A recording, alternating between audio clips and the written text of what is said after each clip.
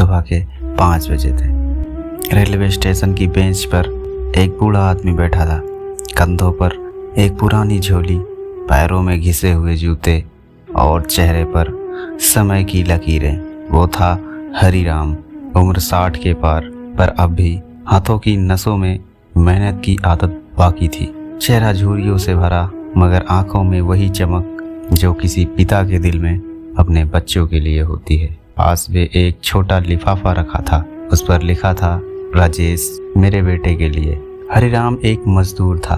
दिन भर ईंट गारे का काम करता और शाम को अपने बेटे राजेश को गोद में लेकर पढ़ाता। घर में पैसे नहीं थे, पर सपने बहुत बड़े थे।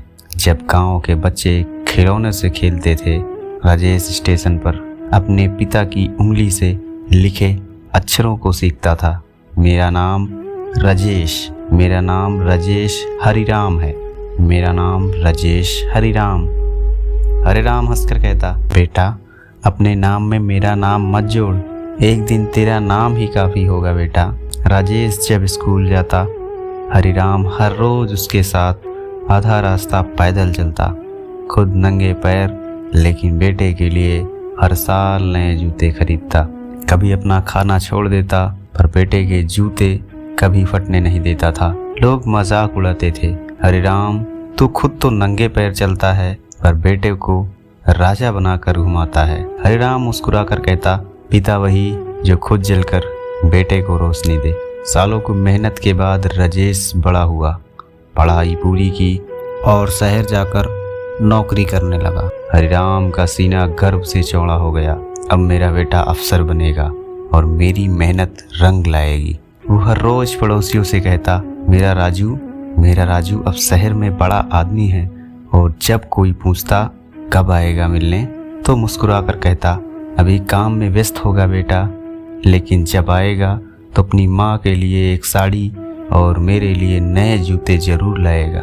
एक दिन हरिराम ने तय किया कि वो खुद बेटे से मिलने जाएगा। उसने अपने पुराने जूतों को साफ किया, नई धोती पहनी और शहर की बस पकड़ ली। दिल में उत्साह, आंखों में गर्व। जब वो बेटे के घर पहुंचा, दरवाजा बहू ने खोला। चेहरे पर बनावटी मुस्कान, पर आंखों में झुंझुलाहट। जी आप कौन? मैं हरिराम, राजेश का पिता। ओह, अंदर आइए। राजेश आया, पर चेहरा ठंडा था। वो वही बेटा था जो कभी पिता के पैर को छूता था, अब बस दूर से खड़ा, हाँ पिताजी बैठिए, कहकर रह गया।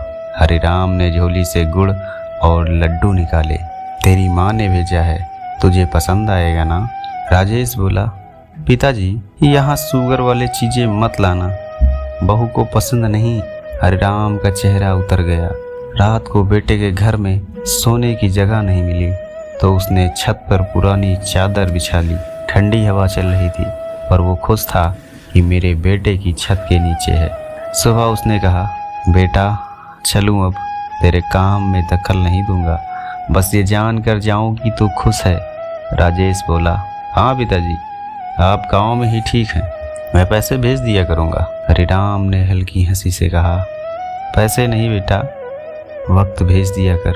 पैसे तो मैं पूरी जिंदगी कमाता रहा, वक्त नहीं मिला। हरिराम बूढ़ा हो गया, शरीर कमजोर, अब खेत नहीं जोत पाता था।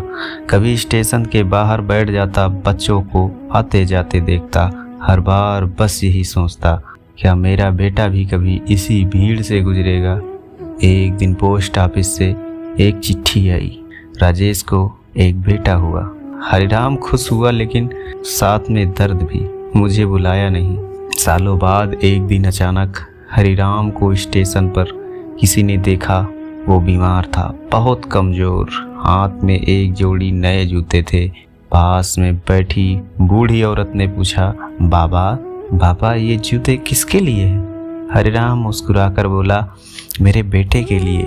पिछली बार देखा था तो उसके पैर में फटे जूते थे, सोचा इस बार अपने हाथों से दे दूं, पर अब शायद देर हो गई। उसी रात ठंडी हवा चली। हरिराम ने वो जूते अपने गोद में रखे, आंखें बंद की और हमेशा के लिए सो गया।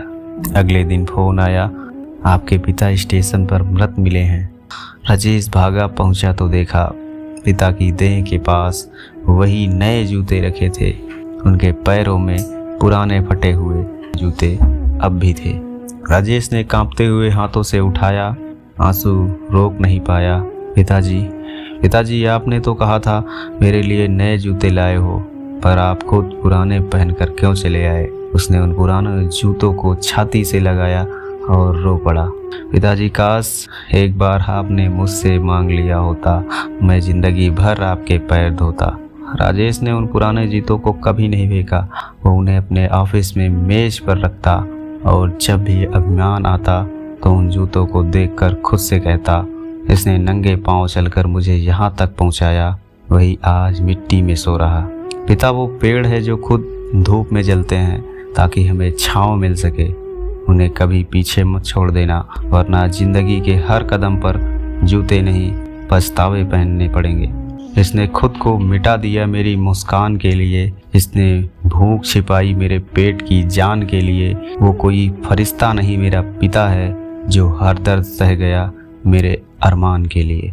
हेलो दोस्तों, मैं आदित्य मौर्य। आप लोग को मेरी स्टोरी कैसी लगी है मुझे कमेंट सेक्शन में ज़रूर बताएं, और मेरे चैनल पे नए हैं तो मेरे चैनल को सब्सक्राइब जरूर से कीजिएगा।